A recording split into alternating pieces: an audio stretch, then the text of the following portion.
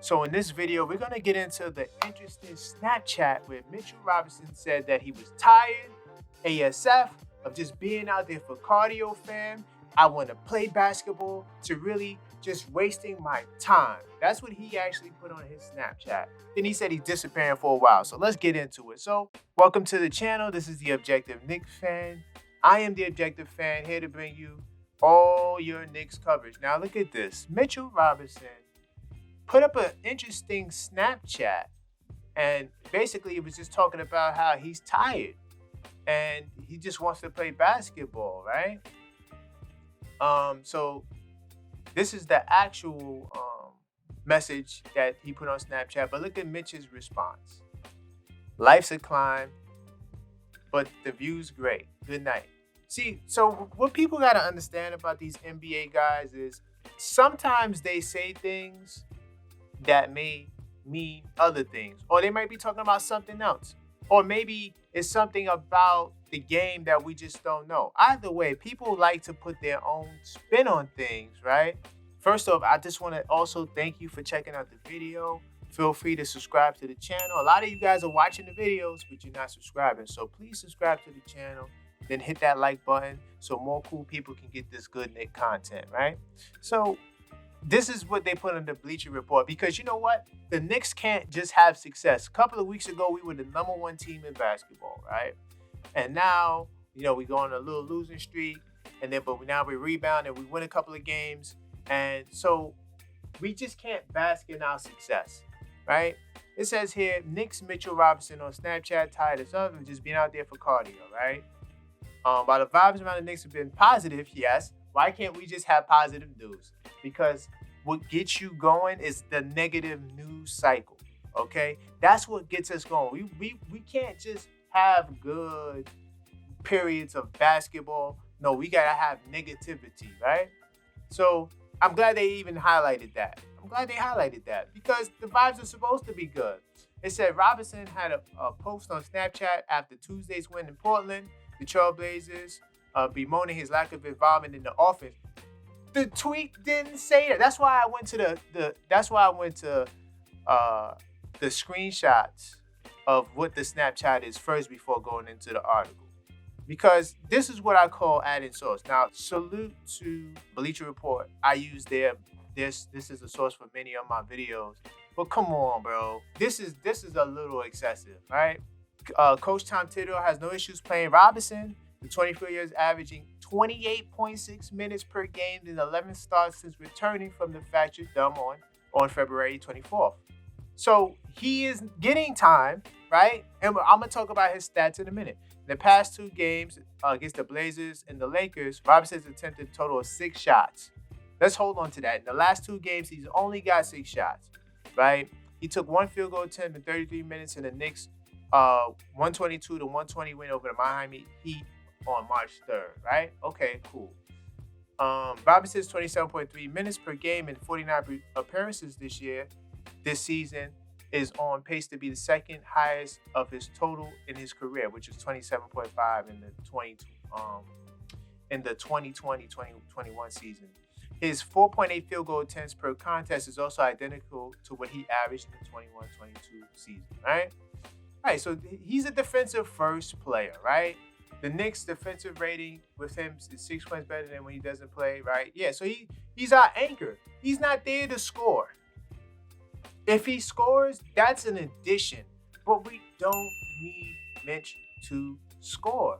That's not his job. I don't think it's an issue that Mitch doesn't know his role, I just think that this is additional things that we're adding to the sauce, right? The argument here is Mitch upset with what his role is on the team? Ask about practicing moves, right? So this was back in November.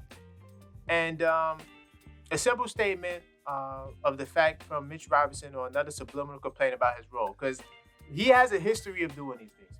The way we play is not set up for me to do any moves, the Knicks center tweeted earlier Wednesday morning, not long after he scored 6 points on 6 shots in 26 minutes in a 140-110 victory over the Pistons. Notice this. He had 6 points and 6 shots in the victory over the Pistons. What is the complaint? We won the game. Why are we complaining about points and rolls. That to me is a non sequitur. All I'm saying is I don't like player complaints when we're winning games. You know what I'm saying?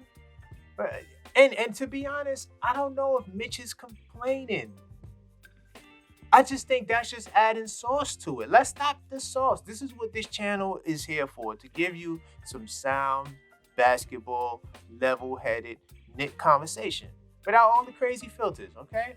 Right? So he said that in response to he should work with Amari Stoudemire to learn some moves, which I think he actually should do that. Because if you can show the coach and you can show the team that you can work on some moves, maybe they'll, call some plays for you outside of the Gotham lob. But check this out. Here's the key that I need people to understand. So New York system calls for the center to protect the rim, rebound, set screens, clean up messes, and touch the ball minimally. 2 seasons ago, during Thibodeau's first campaign with the Knicks, Robinson tweeted and then deleted, "One day they'll let me play." Now check this out. Here's my number one evidence showing why I feel the way I feel about Mitch and why you can't take what he says literally.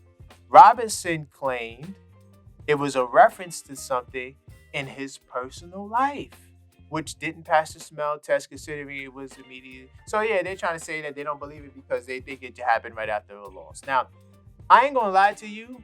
If he did tweet that about that game, he's fair within reason to, because we lost the game. My thing is, when we win the games, there's no reason to complain. Okay, so then last season, Robinson took a passive-aggressive approach by posting on Instagram. One thing I learned after every game, literally running for cardio and playing help defense. Let's get it. LOL. Right? However, Robinson feels his utilization is important to note. He re-signed with the Knicks. Here's the thing. So, yeah, you can point to this another post where he tried to say something slick. But however, look, he signed a $60 million deal to come back. I'm pretty sure everybody's scouting report is just lob, this and that. So you just got to add. You just got to. Robinson said during preseason, it's year 5. I got to do something. Yeah, I actually watched that press conference, right? That's all he has to do.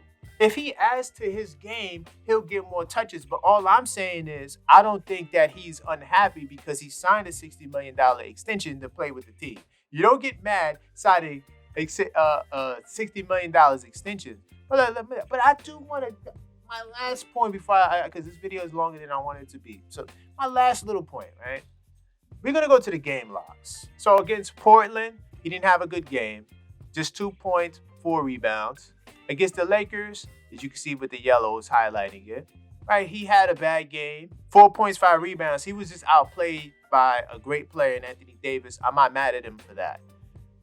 He played really good against the Clippers. So here's why I don't really care about, I am the objective Knicks fan. I care about the Knicks and their success. So when Mitch got more touches or more opportunities to score, right? He had 8 field goals. Check this out. Against the Clippers, he had 8 field goal attempts. He was 2 of 8 from the field, right? He made his free throws. He had 2 for 2 free throws, right? But check this out. He was a beast on the boards. In this game, Mitchell Robinson he wasn't getting a lot of putbacks. He was getting the offensive boards, right? But he couldn't get no putbacks. For whatever reason, I don't know why, Mitch just couldn't get no pushback. But he did get 14 rebounds. So he did that part of the job. He got us second opportunities, right? And his rebounding and his 2 blocks was monumental in helping us try to come and win that game. But we lost the game with him getting more touches. Before these prior 2 games against Portland and the Lakers, which I feel are the adjustments, especially since we won the games, it was like, hey, let's try to do something different. Mitch, we've given Mitch his touches, but a lot of times what Mitch has to realize is that he's getting his touches because he's crashing the offensive glass. I don't care if Mitch wants to put the ball back up after he gets the rebound. It's still a second opportunity. Continue, because let's do that. Because look, he had a good game against Sacktown. Same thing. He had 6 offensive rebounds, and he had 6 attempts, right? And he was 4 for 6. And he had 9 points. But we lost the game. Same thing in Charlotte. He was a monster because Charlotte didn't really have a big guy that could really match him on the inside, right? He had 14 points. He has 8 touches. Check that out. But we lost the game. So all I'm saying is, I don't really care about Mitch getting his touches, or if he gets his touches, as long as we win the game. I think Mitch cares more about winning the game than he does about touches.